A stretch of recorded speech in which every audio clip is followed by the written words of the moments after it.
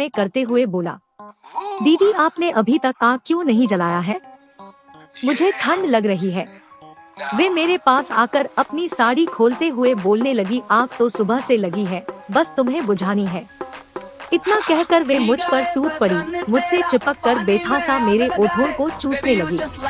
उनके इस तरफ मुझसे चिपक कर किस करने से मैं सारा गुस्सा भूल गया। माँ ठोकने जाए गुस्सा, आज इस बहन की डंडा डाल डाल कर इसकी चिड़िया फाड़ दूंगा। मैं करने के लिए एकदम तैयार था।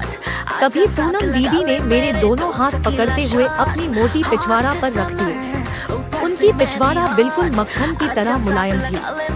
वे पेटीकोट और ब्लाउज में मुझसे चिपकी हुई थी। मैं अपने दोनों हाथों से उनकी पिछवाड़ा को बड़ी बेरहमी दबाए जा रहा था। किस करते करते हम दोनों पेड़ में जाकर चिपक गए। करीब 5 मिनट तक हम दोनों किस करते रहे। फिर वे मेरे होंठों से अपना होंठ हटाकर मेरी गर्दन पर किस करने लगी।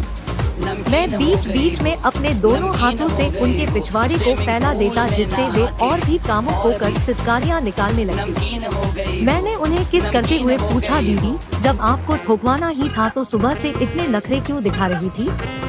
वे कामुक आवाज में बोली, एक तो तू मुझे ठोक भी रहा और ऊपर से दीदी भी बोल रहा। बहन ठोक डंडी बोल। उनके आम को दबाते हुए बोला, डंडी बोलने की जरूरत ही क्या है, तुम तो हो ही डंडी। मेरा डंडा लोअर में तनकर उनकी चिड़िया की दरार में रगड़ रहा था, जिसकी वजह से वे और भी कामुक हुई जा रही थी। दीदी अपने पिछवाड़ा को आगे पीछे करते हुए मेरे डंडे पर अपनी चिड़िया को रगड़ रही थी। धीरे धीरे वे मेरा जैकेट उतारती हुई बोली, साले अगर मैं नखरे नहीं दिखाती तो तू मुझे घर में ठोक देता और मैं ठोकवा भी लेती। जब से तू आया है तभी से मेरी चिड़िया में तुझसे ठोकवाने की खुजली मची हुई है। मैं घर में तुझसे ठोकवा के सारा मजा नहीं खराब करना चाहती थी। बोलते बोलते वे नीचे बैठकर मेरे लोअर से मेरा डंडा निकालकर अपने हाथ में लेते हुए बोली, साले यह तो पहले से भी बड़ा और मोटा हो गया है। सच सच बता, मेरी चिड़िया को याद करके कितनी बार मुठ मारता था? मैं अपना डंडा उनके होठों पर रगड़ते हुए बोला, जितनी बार आपने मुझे याद करते अपनी चिड़िया में उंगली की होगी। पूनम दीदी ने बड़े प्यार से डंडे को देखा और कहने लगी, कब से इसके लिए तरस रही थी, आज इससे अपनी प्यास बुझाऊंगी।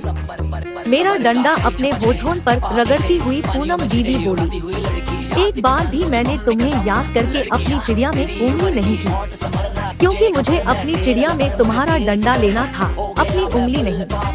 फिर वे मेरे डंडे को अपने होठों पर रखकर मुंह के अंदर लेने लगी। उसकी जीभ मेरे टोपे पर टच होते ही मैंने कहा, यस बेबी, आहा पूरा चूस चूस जाओ दीदी।